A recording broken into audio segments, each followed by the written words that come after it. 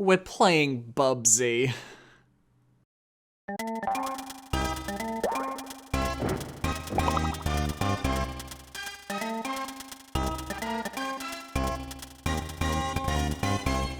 A few days ago on Twitter, Xeon from Nintendo Life admitted that he was a bit of a Bubsy fanatic from a recent Nintendo Life video. Naturally, I inserted a witty tweet, the path to recovery starts with acceptance, and Bubsy merch. A lot of Bubsy merch. But then Xeon made a classic mistake. He replied to my tweet. First comes merch, then comes tattoos! I meant to say tattoos. But the deed was done, for my brain sparked to life and I created this abomination. Then comes Bubsy in a baby's carriage. And from there I realized what I had to do. Play Bubsy. So that's why I booted up the SNES version of Bubsy in Claws Encounters of the Third Kind, so I could pop that Bubsy cherry and subject myself to what some consider to be a bad game. But I'm willing to go in with an open mind. Maybe the collective consciousness of the masses is wrong about this series. Maybe, just maybe, Bubsy is secretly a cult classic. But first, I'm trying to get this new channel to 500 subscribers by the end of January. If you want to help support the channel, be sure to leave a like, comment, and subscribe. Ring that bell so you can receive all those notifications. Sit back, relax, and enjoy. Created by now defunct developer Accolade, Bubsy in Claws Encounters of the Third Kind is a 2D side-scrolling platformer reminiscent of the original Sonic the Hedgehog games, from which designer Michael Berlin was heavily inspired.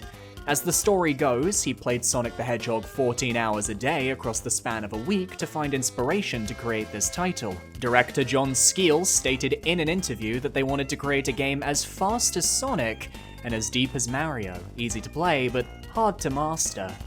However, Bubsy is not known in the modern world for being a Sonic or Mario killer. In fact, he is currently one of the most infamous characters in gaming for all the wrong reasons. Bubsy 3D, the awful new games in the series that are just clear cash grabs with no amount of effort put into them. At the very least, Bubsy 1 was a project created out of love by a development team that really did care about the product they were making. It's just a shame then that the game is not very fun to play. The controls for Bubsy are incredibly slippery. Sometimes you'll do a jump, land, and then end up sliding forwards, potentially to your doom. It's a game that forces you to take things at a slow pace in order to maneuver through the various obstacles and enemies in the game's 16 stages. That being said, the first few levels of Bubsy did lull me into a false sense of security, because they were quite easy, introduced mechanics fairly well. I wasn't getting that level of jankiness that other YouTubers and gamers have talked about with this series, although there were a few warning signs that pointed towards this game being, well, Bubsy. Firstly, Bubsy only has a single health point. If anything so much as grazes him, he dies.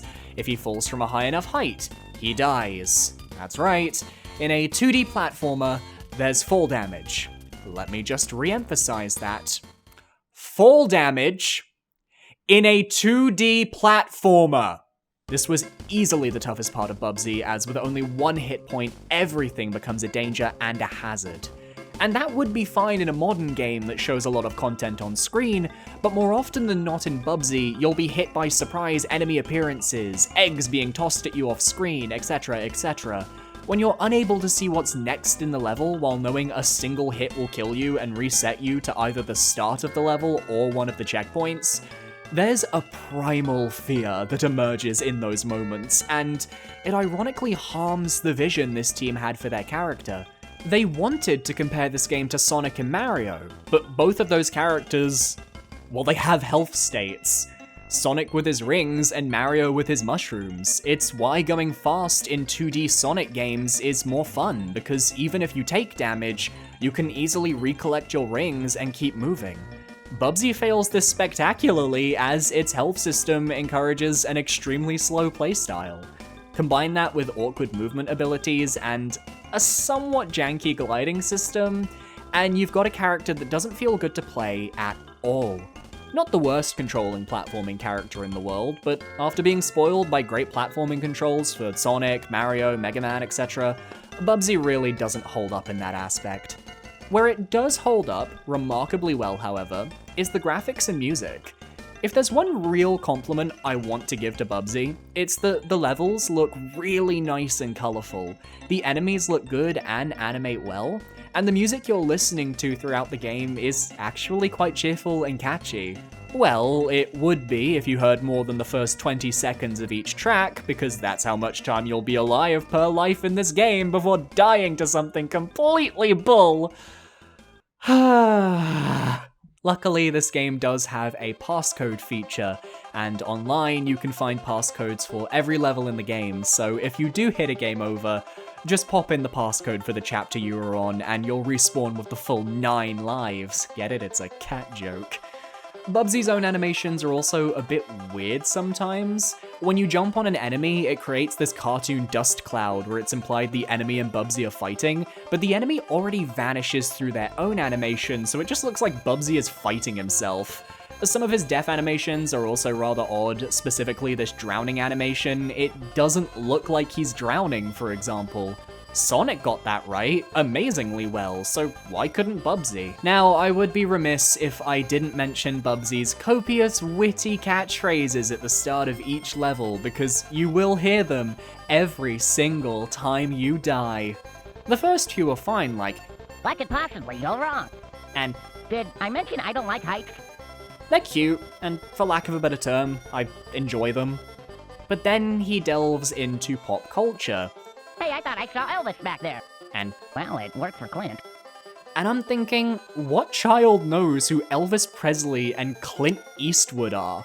These references are arguably dated even in the 90s, and by the end of the game, he's just insulting the player. "That's it, I'm out of here. You can't make me." Is a line I want to say, not you, Bubsy. The final level even insults you with, "Well, are you still playing this thing?" "Damn, Bubsy. Way to make me want to skin you and make you into a fur coat." Anyway, the first 3 chapters of the game are pretty simple, and that's where the fun ends. The fairground levels are filled to the brim with hazards, enemies that always blend into the background textures so it's hard to see them. The roller coasters kill you instantly if you don't jump out before they reach a gap, but the screen is so small you don't get much warning. Then there's this Nightmare Funhouse segment at the end of the 3rd fair stage that should have just been the concept for the entire level. I was already exhausted, I don't know if you can tell, and there's still 10 more levels to go. But the worst set of levels, in my opinion, are the desert levels, because they decided to split each level up into 2 parts. A portion on a moving train, and then a portion going through a canyon. The issue is that each portion is the size of a full level, so it's like you have to complete 6 levels despite them technically only being 3 levels. And they have the most instant death moments of any of the stages in the game. Spike pits, boulders that come out of nowhere, sand sharks, jumping moles. I spent possibly 3 hours doing these levels. I never want to hear that Clint voice line ever again. I also found a rather game-breaking bug in these levels that really soured my experience. So when you kill enemies or break boxes in Bubsy, if you die, those enemies and boxes will stay despawned.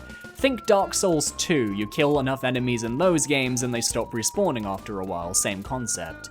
It makes each subsequent level attempt easier, but sometimes, if you don't kill an enemy, maybe an enemy next to a checkpoint, for example, and you happen to trigger the checkpoint and die, just watch this clip.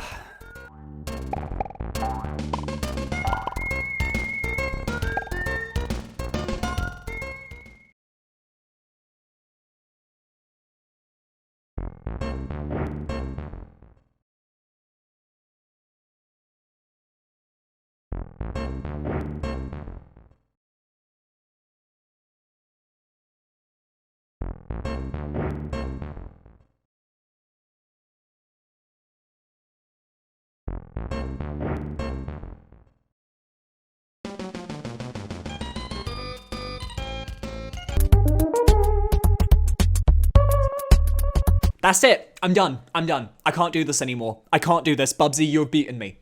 You have beaten me, Bubsy. You have broken me down, and you have destroyed me.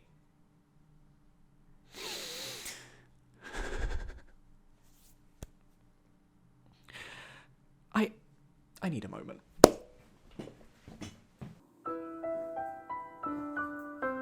My contract does not mention paint.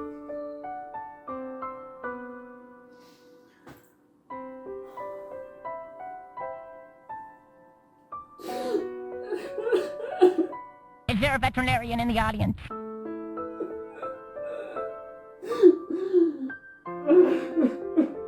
Somebody dial 911. What could possibly go wrong? Damn it! Well, it worked for Clint. Damn you, Bubsy. Uh-oh. Hey, I thought I saw Elvis back there.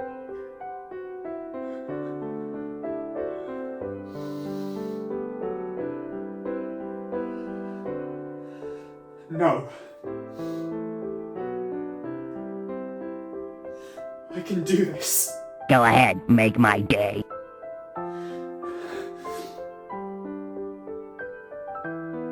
I can do this. Hey, whatever blows your hair back.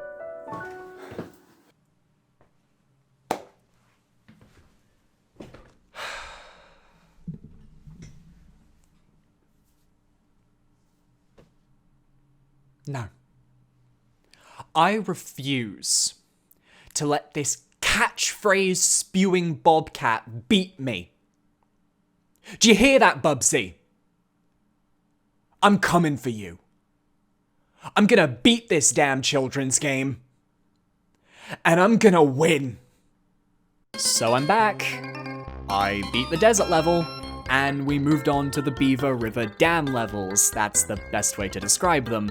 And it was here that I realized the developers were potentially quite lazy. You see, in this game, water kills Bubsy. You can't swim. And yet there are collectibles and entire portions of the level underwater that you just can't access? Why not make it a bottomless pit instead? I'm so confused by the choices in this game. But that's Bubsy for you, and I just push on using all of my strategies to become a true Bubsy master. I really don't have anything to say about these levels. It's really all the same at the end of the day. At least the final set of levels in the Asia-inspired jungle treetops were fun. Ignoring the spider enemies, a level set where you have to actively climb trees was really well designed. It was the only part of the game where I thought, this is actually kind of fun.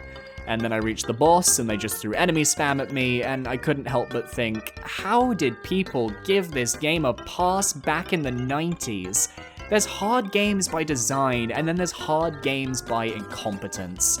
Take a guess which one Bubsy falls under. The final level is a single stage in space, right, God, there's actually a plot. You're beating these aliens called the Woolies, they want wool. I don't heckin' know anymore. It's actually an interesting level that forces you to really explore the space station, lowering lava levels, flipping levers, using teleporters. Genuinely, if the game just had a health system in place, I really think people would have enjoyed it so much more. The potential was there. The concept was there. Oh yeah, the final boss was hilariously easy, by the way. And that's Bubsy. That's the end of the game. Bam! I did it. I got good. And I did it. I didn't use save states or anything like that. Ha, ha, ha. Remind me never to doubt the internet again when they say a game is genuinely awful, because, my god, I'm not gonna beat around the bush. What else do I need to say? Seriously, it's a game that had potential, and I've heard the sequel does fix the health problem, but it should have been in there from the start. It's mediocre game design, and I don't want to talk about it anymore. There's only one rating I can give this game.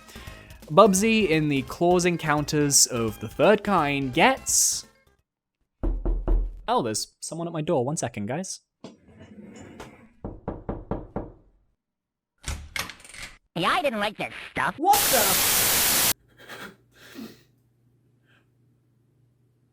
Bubsy, the Claws Encounters of the Third Kind is a 10 out of 10 game. And and you should all play it if you get the chance. It's fantastic. And Bubsy is a nice bobcat who would not hold someone hostage or threaten their life or make them say things that they don't want to say. If you enjoyed this video, please be sure to leave a like, comment, and subscribe. Consider checking out my previous videos.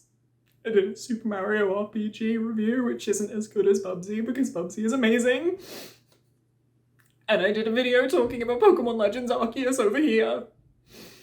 And I thought it was pretty cool, but not as cool as Bubsy. Tell my family I love them!